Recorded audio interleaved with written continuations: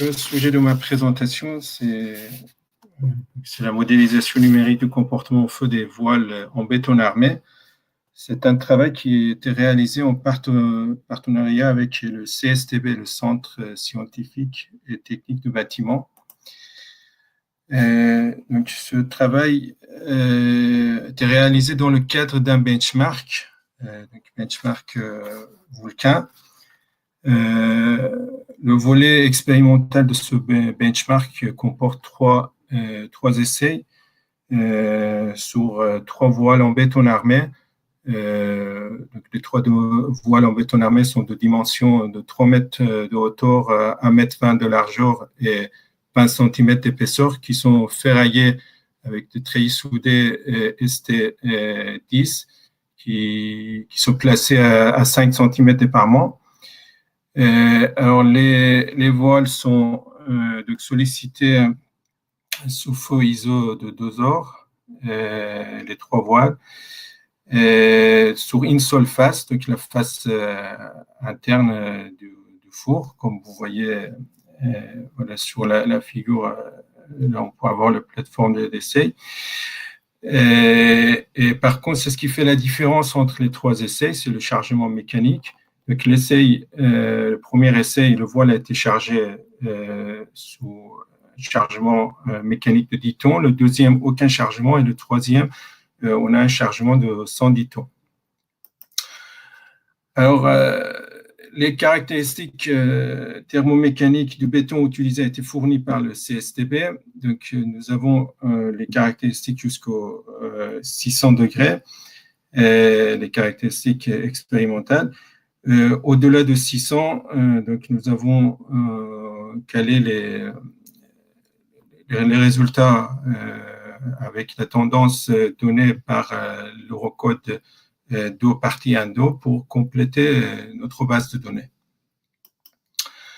Alors, ça c'était pour donc le transparent précédent, c'était sur les propriétés thermomécaniques en compression. Pour ce qui concerne les propriétés thermomécaniques en traction, nous avons utilisé les propriétés thermomécaniques de béton à partir des essais de flexion 3 points fournis par le CSTB. Quant aux propriétés thermophysiques du béton, donc nous avons utilisé les caractéristiques thermiques recommandées par le code DO partie 1.2, excepté pour la déformation thermique libre. C'est une donnée qui a été fournie aussi par le CSTB pour nos bases de données fournies à la modélisation.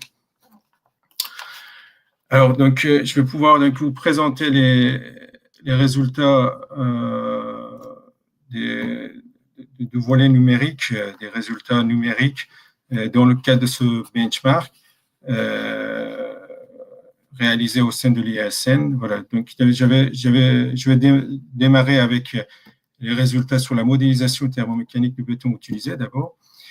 Nous avons fait recours à un modèle d'endommagement. Donc, la problématique, c'est la localisation de déformation. Donc, je vais vous donner quelques... je vais vous parler de la prise en compte de cette problématique dans la modélisation à l'aide des méthodes de régularisation. Et enfin, je vous présenterai les simulations numériques réalisées, les simulations numérique des voiles de benchmark Vulcain.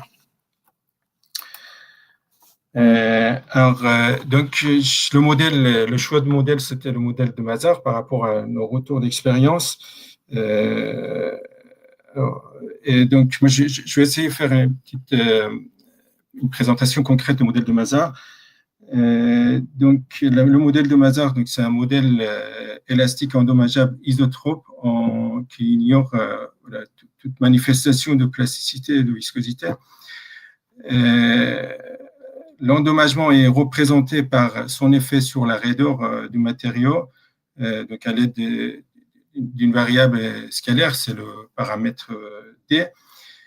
Et donc cette variable escalaire varie entre 0 et 1, donc 2 bornes, de manière continue. Alors, la seule condition pour respecter le second principe de la thermodynamique est que cette variable d'endommagement D soit croissante.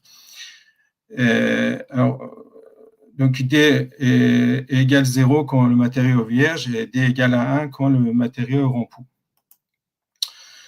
Alors, la définition de la déformation équivalente, donc ça c'est la particularité du modèle de Mazar, qui se définit à l'aide de deuxième invariant de la partie positive de tenseur de déformation.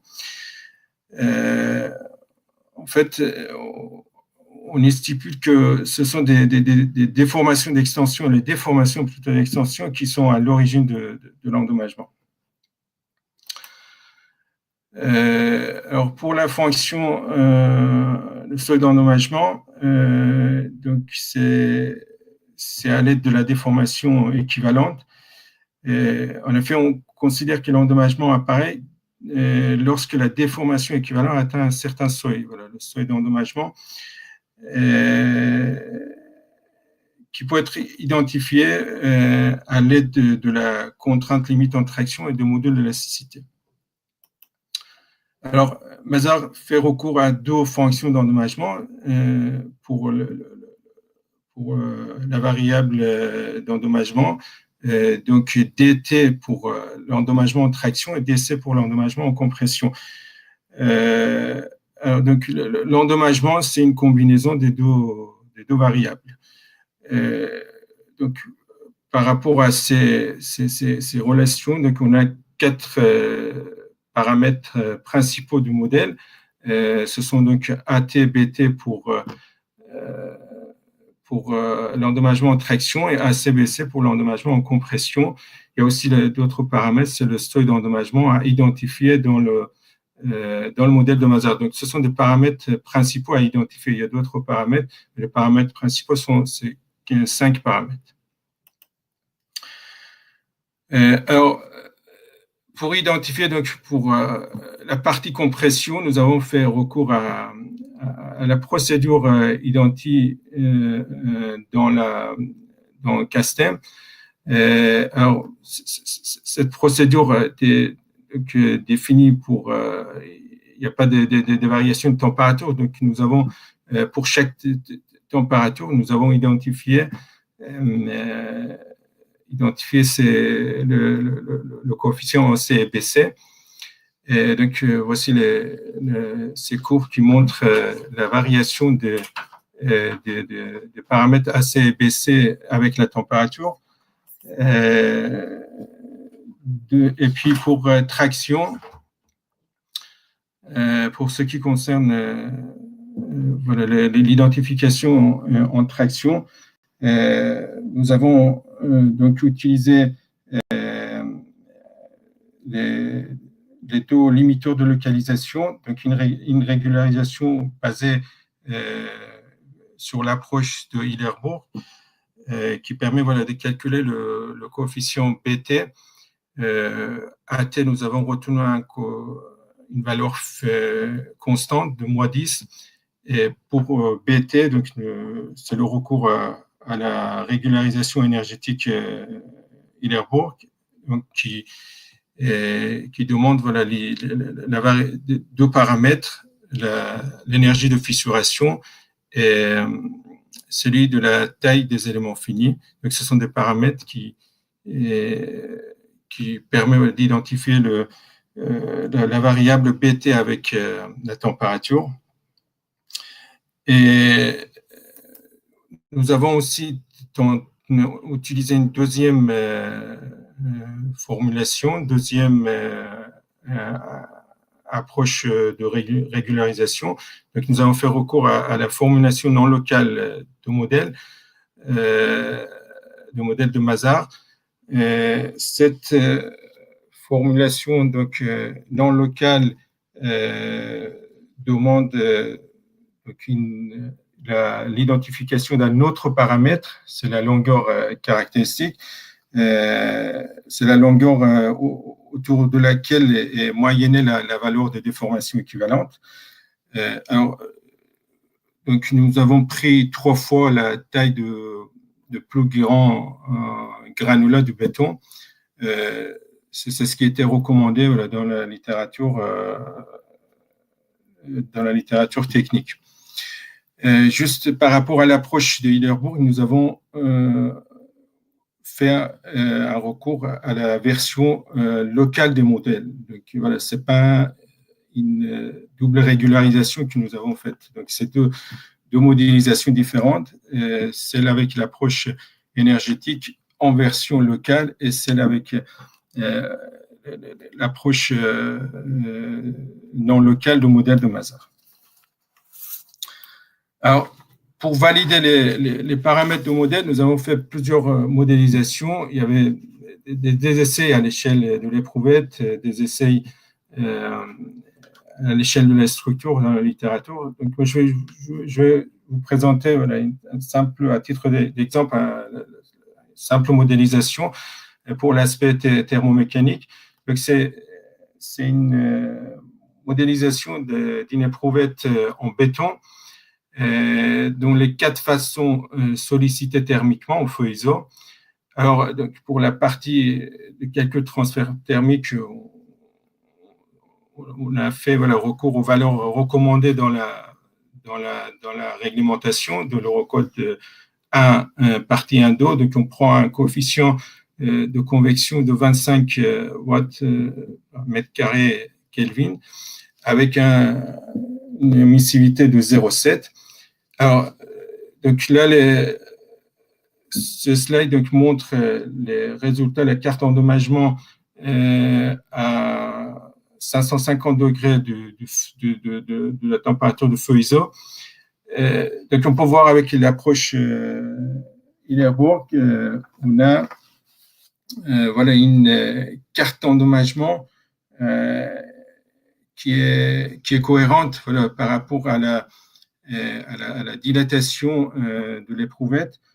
En effet, on a, donc, puisque c'est le sommet qui est chauffé le plus que la partie de segment, on a une déformée de l'éprouvette vers le sommet. C'est selon la direction portée par le vecteur A1 au niveau du sommet. Et donc, ça tire vers le sommet. On a donc des fissures, des fissurations en fait, qui sont perpendiculaires à la direction de sollicitation. Alors, quant à la formulation non locale, donc ça c'est assez classique, on voit que le fait de lisser cet endommagement, on efface voilà, les cartes d'endommagement. Donc, c'est ce qu'on pourrait, voilà, à cette échelle qualitativement, on pourrait réaliser. Il y avait d'autres essais, bien entendu, pour évaluer nos paramètres de modèle. Alors, donc, une fois les paramètres identifiés et validés, bien entendu, nous avons fait le recours aux simulations numériques des voiles. Donc, le modèle élément fini pour le béton, c'est un modèle volumique. Nous avons fait le choix de modèle volumique. Voilà, c'est coûteux, mais c'est parce que la limite du modèle de Mazars implémenté dans Castem ne nous permet pas nous avait pas permis plutôt de faire une modélisation de type Koch. Donc pour ce qui concerne les barres, le ferraillage, nous avons utilisé les éléments barres dans la bibliothèque du Castem. Pour la liaison acier-béton, nous avons fait un recours simple en considérant une liaison parfaite à acier-béton. Et pour les conditions limites, on prend voilà, les conditions, on simule les conditions des essais avec des appuis rotules au niveau des extrémités des voiles. Alors, donc, ces slides montrent les résultats des calculs de transfert thermique Donc c'est un calcul classique des thermomécaniques avec un couplage faible. Donc, on peut voir l'évolution de la température à différentes épaisseurs de voile sur ces courbes. Alors pour les calculs de transfert thermique, pareil, nous avons fait recours aux valeurs recommandées dans l'Eurocode 2 partie 1.2, donc un coefficient de convection de 25 watts mètre carré Kelvin pour la face exposée, et pour la face non exposée, on prend un coefficient de 4 avec une émissivité qui est égale pour les deux faces. C'est ce qu'on peut remarquer en comparant avec les valeurs expérimentales. Donc, on a obtenu en fait un bon accord essai-simulation, notamment pour ce qui concerne l'échauffement de ferraillage. On voit au niveau à une épaisseur de 5 cm, on a un bon accord essai-simulation. Alors, donc, je vais vous présenter maintenant les résultats pour le calcul mécanique. Donc, ce slide montre les résultats de première voile. Pour rappel, le premier voile est chargé à 10 tons. Alors, par souci de confidentialité au niveau des résultats expérimentaux, donc, cette comparaison a été réalisée à partir de ratio de déplacement horizontal à mi-hauteur de voile sur le déplacement horizontal expérimental maximum obtenu. Voilà. Donc, on peut remarquer que le modèle de Mazars, avec une régularisation de type ILERO, permet de reproduire le comportement global observé expérimentalement. Alors, je vais m'arrêter pour donner quelques définitions classiques par rapport à ce comportement global observé. Donc, il y a deux phénomènes principaux qui sont en fait à l'origine de ce comportement global, comportement au feu, des voiles. Première, c'est la dilatation thermique différentielle due au gradient thermique, bien entendu, dans l'épaisseur de voile, et à la déformation thermique qui conduit à une flèche positive vers le feu. Et un autre phénomène, c'est celui de la perte de rigidité différentielle qui conduit à une flèche s'éloignant du feu. Donc, le comportement global de voile à l'incendie, c'est une combinaison de deux phénomènes. Bien entendu, il y a d'autres paramètres qui interviennent, notamment le flouage, l'effet second ordre, les fissurations, mais la plupart de ces paramètres se traduisent par ces deux phénomènes principaux. Alors, donc, avec le modèle de Mazars, nous avons pu aussi, bien entendu, modéliser les cartes d'endommagement. Et quand on regarde les cartes d'endommagement, c'est cohérente à la littérature technique. On a un endommagement qui démarre à proximité de la face exposée, qui augmente, qui progresse au fur et à mesure que la température augmente dans l'épaisseur de béton. Et de plus, on peut voir aussi cette cohérence avec la distribution de contraintes, des contraintes de compression qui sont au niveau des parements, et les contraintes en traction qui sont dans la partie centrale. Donc, c'est aussi qui montre la cohérence qualitative, je dirais, des cartes d'endommagement observées à partir du modèle de Mazars. Alors, pour les deux autres essais, donc le voile d'eau et le voile 3. Pour rappel, le voile d'eau, on n'a aucun chargement. Le voile 3, on accentue le chargement mécanique avec cette fois-ci 110 tons. On peut voir voilà, l'influence du chargement mécanique dans la modélisation de modulation thermique différentielle est générée par la déformation thermique libre et la déformation due à l'interaction thermomécanique. Voilà. Alors, c'est ce que nous, on a retenu dans le modèle, c'est une déformation thermique libre qui ne prend pas en compte l'effet concomitant chargement mécanique et thermique dans le modèle. Et là, c'est d'autant plus que nous avons fait voilà, une approche classique de calcul thermomécanique, un couplage faible thermique et mécanique. Donc, cette interaction thermomécanique n'est pas prise en compte dans la modélisation en fait, à l'aide du modèle de Mazar. Voilà, d'où la différence qu'on a au niveau de voile 3. Alors, nous avons tenté plutôt un autre modèle, cette fois-ci un modèle de type élastoplastique. Donc, nous avons fait recours à un modèle dans la bibliothèque de Kassem, c'est le modèle Drucker parfait. Quand on compare avec les résultats fournis par le modèle de Mazar qui a démontré que ce modèle de Mazar est en mesure de reproduire les résultats d'essai, on voit que les résultats reproduits par le modèle élastoplastique est complètement, en fait, on a un écart très important. Donc, on peut conclure que le modèle de Mazar est une bonne base à améliorer pour simuler de manière plus satisfaisante le comportement des structures en béton armé.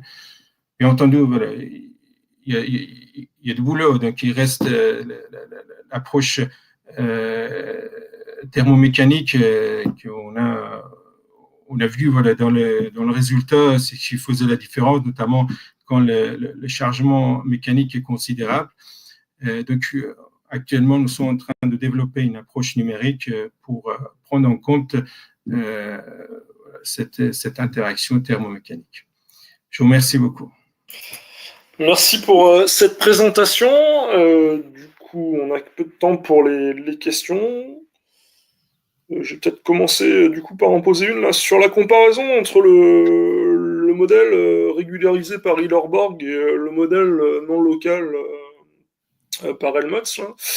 J'ai une question sur la valeur du AT que vous prenez là, sur le Helmholtz qui est à 0,8. Ce qui fait qu'on va quand même avoir une résistance résiduelle du béton qui va être relativement importante, et notamment comparée à la résistance résiduelle que vous avez avec une approche de Hillerborg, qui de mémoire c'est une évolution exponentielle ou linéaire de l'endommagement, donc qui va tendre vers 0 pour la résistance résiduelle. Du coup, est-ce que ça ne peut pas expliquer en partie aussi les différences que vous avez entre Hillerborg et la formulation non locale sur le voile? Parce que si on a une résistance résiduelle supplémentaire, forcément, ça va engendrer des différences. Non? Oui, c'est ce qui a fait accentuer voilà, avec la formulation non locale. Oui. Ouais, c'est ça. Parce que typiquement, du coup, il n'y aurait pas moyen de faire une comparaison plutôt avec des valeurs de AT plus importantes, de l'ordre de 0,9 ou 0,95, pour essayer de voir, enfin, pour faire une comparaison stricto sensu, quoi. Parce qu'en fait, on voit que la différence entre les deux modélisations, on la voit, enfin, plus le chargement avance et plus on la voit apparaître, entre les deux formulations, pardon. Et du coup, je me demandais si ça venait pas essentiellement de ça, plus que de l'approche non locale, enfin, de régularisation qui est utilisée, quoi. Oui, après, j'ai pas. C'est un travail qui était réalisé dans le cadre d'un stage. Je n'ai pas tenté de faire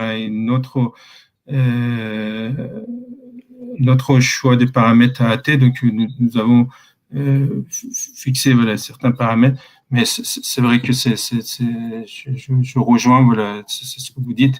Et je prends en compte pour les travaux en cours. Après, c'est vrai que pour les travaux en cours, nous sommes plutôt concentrés sur le développement du modèle pour ce qui concerne cet aspect de l'interaction thermomécanique. Non, mais c'est très intéressant. Mais c'est vrai que, enfin, au niveau de la comparaison des modèles de régularisation, enfin, on essaye d'avoir à peu près la même réflexion là, au niveau au laboratoire. Voilà. Et c'est vrai que bon, de trouver des méthodes et des cas d'application où aller comparer ces méthodes de régularisation là, ça peut être en effet intéressant. Et pour le coup, le travail que vous présentez là, il est intéressant. Au contraire. Je sais pas s'il y a des questions du coup dans l'assistance. Sinon, j'en ai encore une petite, mais qui est plus pour ma curiosité personnelle, là, l'évolution des paramètres avec la température, Oui. notamment la résistance en compression. Donc, si j'ai bien compris, il y a une partie qui est donnée par le CSTB, enfin par la mesure, et une partie que vous complétez avec les données Eurocode. Si Oui. on fait passer les données Eurocode à partir de la résistance en compression à température ambiante, est-ce que Oui. ça donne la même évolution que l'évolution expérimentale? Alors, Simplement, en fait, la question derrière, c'est la confiance la confiance qu'on peut avoir dans les évolutions réglementaires. alors, Euh, alors, quand on a démarré ce travail numérique, j'ai aussi pris les résultats, les lois de comportement de béton dans l'Eurocode de partie Indo. Après, je me suis focalisé plutôt sur les résultats d'essai, puisque c'était pour notre contrat. Oui, bien sûr. Mais pour vous dire, de mémoire, j'ai pas trouvé voilà, un écart au niveau des résultats pour que ça puisse me remarquer. Voilà. Donc, je dirais oui. D'ailleurs, il me semble que j'ai même comparé, j'ai des courbes. Bon, je pense que ça dépasse le temps que j'ai. J'ai des courbes que je pourrais vous montrer. Voilà, avec la loi de comportement de béton de l'Eurocode, parce que je voulais en fait avoir aussi cette base de données au cas où on fait recours à des évaluations avec des approches réglementaires, on puisse justifier notre modèle. Donc ça, j'ai bien entendu, comme vous avez dit, j'ai fait ce recours. Il me semble que voilà, j'ai pas trouvé un écart au niveau des résultats. Donc c'était. D'accord. Je crois qu'il y a Georges Naas qui veut ajouter quelque chose avant de terminer pour cette présentation. Georges. Compléter un peu et répondre un peu à l'auditoire. Vous savez, les comportements au feu du béton, c'est très complexe. Parce qu'à partir de 110 degrés, à partir de 180 degrés, vous commencez à avoir des transformations chimiques qui introduisent des modifications sur les comportements mécaniques. Cependant, nous, les mécaniciens que nous sommes, ce que nous intéresse, c'est les résultats in fine. Le GF, la limite en traction, la limite en compression et le module, en premier lieu. Et donc, les valeurs que vous trouvez ici, qui sont données par la réglementation ou le FIB, n'oubliez pas qu'il y a aussi le FIB, il a donné pas mal des mesures, et voilà, qui sont très intéressantes. Mais il faut quand même savoir une chose, c'est que si vous prenez un béton avec des granulats siliceux ou des granulats calcaires, vous n'aurez pas le même rendu. Donc, pour une première approche, pour quelqu'un qui ne connaît pas et voulait juste avoir un ordre de grandeur, ces valeurs-là sont largement suffisantes. Maintenant, si vous avez une installation dans laquelle vous voulez vraiment étudier, alors dans ce cas-là, il faut aller faire vraiment des essais en fonction de votre béton, de votre formulation, et etc., etc. Donc, ce n'est pas aussi simple que ça. Mais déjà, ça donne déjà d'une manière assez approximative, ça donne des résultats cohérents, et plus ou moins à 10% près, c'est parfait. Ce qui effectivement intéresse un peu les gens. Voilà un peu pour pouvoir répondre d'une manière un peu plus éclairée sur ce qu'on a choisi à l'IRSN.